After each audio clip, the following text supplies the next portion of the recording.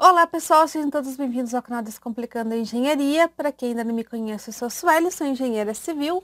E no vídeo de hoje nós vamos falar sobre terminologias utilizadas na engenharia civil. Então, vamos lá!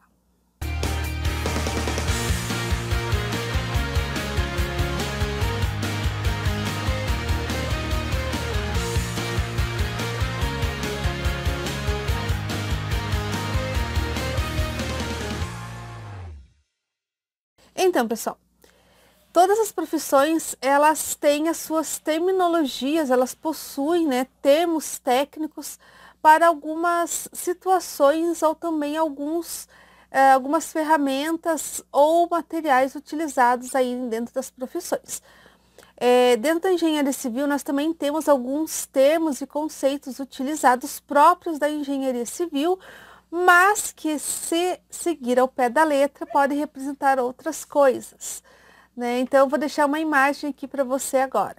Então, você pode observar que nessa imagem nós temos o concreto armado, representado ao pé da letra, o pé direito duplo, planta baixa, laje em balanço, prancha 2 e planta de forma. Bom, a verdade é que esses termos e conceitos do concreto armado, do pé direito, duplo, ou pé direito, ou pé esquerdo também, existem os dois, né? Laje em balanço, as plantas de forma, planta baixa, prancha 2, não são exatamente assim. Eles são apenas termos e conceitos que nós utilizamos dentro da profissão de engenharia civil para representar outras coisas. Então, eu vou explicar para vocês esses 6 conceitos aí, esses 6 termos, né, que nós utilizamos dentro da engenharia civil. Então, vamos começar pelo concreto armado. O concreto armado, ele é a junção do concreto convencional com uma armadura de aço, né, interna. E por que que ele leva essa armadura de aço, essa armação de aço aí dentro do concreto? Bom, o concreto, ele tem alta resistência à compressão e baixa resistência à tração. E o aço, os vergalhões de aço que são utilizados ali, ao contrário, ele tem baixa resistência à compressão e alta resistência à tração. Então, juntando os dois, nós temos ali uma resistência muito maior, porque um supre a necessidade do outro. O concreto supre a necessidade do aço de resistência à compressão e o aço supre a necessidade do concreto, a resistência à tração. Então, ali nós temos a junção dos dois e funciona-se muito bem. Então, eu vou deixar uma imagem aqui para vocês, como vocês podem ver ali, o concreto armado. Então, ele tem essa armação que fica por dentro, né? Daí, nós colocamos as formas, né, que servem para moldar o pilar ou a viga, enfim, o elemento estrutural, né? E a gente preenche essa forma com concreto, né? Então, a armadura ela fica por dentro do concreto. Ok? E o pé direito duplo, não são 2 pés direitos. Então, para começar, o que é o pé direito? Bom, o pé direito, ele é a altura do piso até o teto. O pé esquerdo, ele é a altura do piso até o teto, mais a espessura da laje. E o que é o pé direito duplo? Bom, para mim poder explicar melhor para vocês, eu vou deixar essa imagem aqui para você.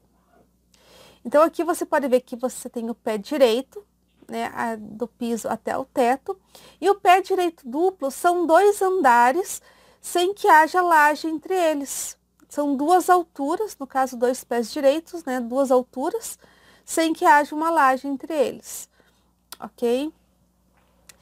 E a planta baixa? Bom, a planta baixa não é uma planta pequenininha, não é uma planta baixinha. A planta baixa, ela é a representação da edificação, como se alguém estivesse vendo a edificação de cima, né? Então, ali aparece, eu vou deixar a imagem aqui de uma planta baixa de uma casa térrea. Então, aqui vocês podem ver que temos a sala, a cozinha, a sala de estar, né? A sala de estar, sala de jantar, cozinha, a suíte, né? O banheiro da suíte, a área de circulação, os dois quartos e o banheiro social. Então, a planta baixa, ela é a representação da edificação, como que vai ser dividida a edificação aí, como se a edificação estivesse sendo vista de cima, ok?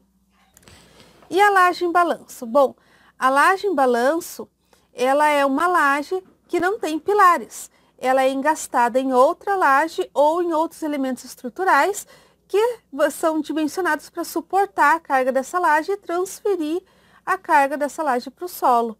Então, aqui eu tenho dois exemplos para mostrar para vocês. Esse primeiro exemplo aqui, que é uma laje mais menorzinha, esse primeiro exemplo aqui, que é uma laje mais curtinha, né? Vocês podem perceber que a espessura dela é bem maior, tá? E esse outro exemplo aqui, que já é uma laje maior, né? Vocês podem ver que não tem pilar em toda a extensão dela, né? Ela vai ser engastada em outro elemento estrutural, ou em outra laje, ou, né? Enfim. E ela fica livre, então com espaço livre ali embaixo, ok? O exemplo de laje em balanço muito utilizado são as marquises, né? Que eu vou deixar aqui para vocês, as marquises, né? Sacadas, né? Também é um pedacinho de laje em balanço, ok? E essa é a laje em balanço, então, tá? E depois nós temos a prancha A2. Bom, primeiramente, prancha é o termo que nós utilizamos para identificar projetos, né? Então, os projetos plotados ou impressos são as pranchas que nós temos. Então, nós temos a prancha do arquitetônico, a prancha do estrutural, a prancha do elétrico, do hidrossanitário, enfim.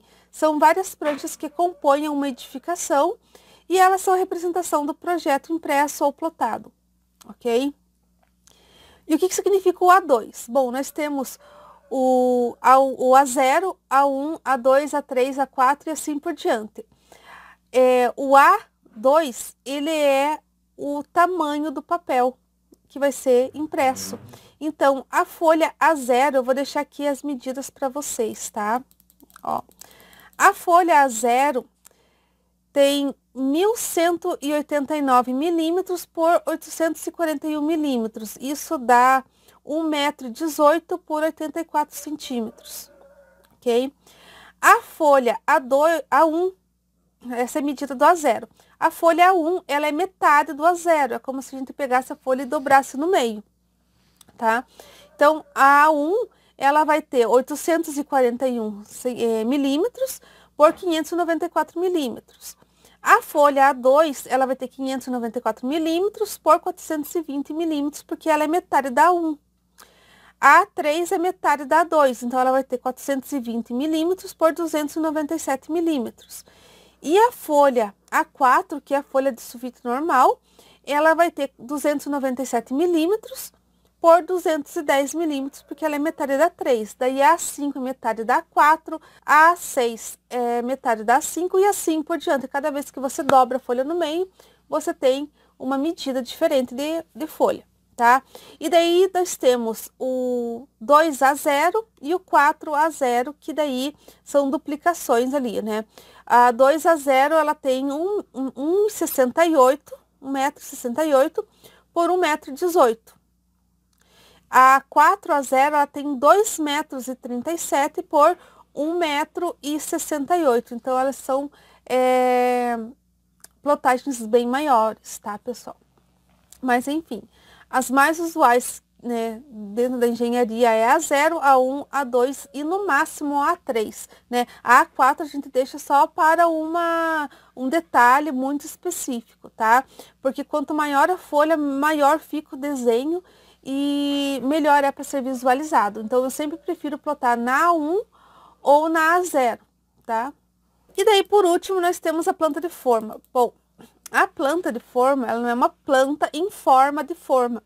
Ela é a planta, né, a prancha, que vai trazer ali as medidas das formas, dos pilares, das vigas, até mesmo de lajes maciças, alguns elementos de fundação. Então, são representadas ali em desenho as formas e as medidas que elas devem ter para que o pilar ou para que o elemento estrutural saia do tamanho correto como ele foi dimensionado, tá? Então, eu vou deixar aqui um exemplo de planta de formas para vocês. Então, aqui nós temos a imagem da planta de formas, é uma planta de formas de vigas, né? Então, aqui está representadas as plantas, as formas como elas têm que ser colocadas ali nas vigas. E na lateral aqui nós temos todo o detalhamento de medidas, comprimento, largura, espaçamento, qual que é a medida de cobrimento do elemento estrutural. Então, ali já tem todo os detalhes, tá? Bom, pessoal, então essas são as terminologias que nós utilizamos, as principais terminologias que nós utilizamos dentro da engenharia civil, dentro da construção civil, né? Existem outras terminologias, outros conceitos, e a gente vai trazendo aqui para vocês, né, no próximo vídeo, outras terminologias, outros conceitos, ok? Eu vou ficando por aqui, até o próximo vídeo.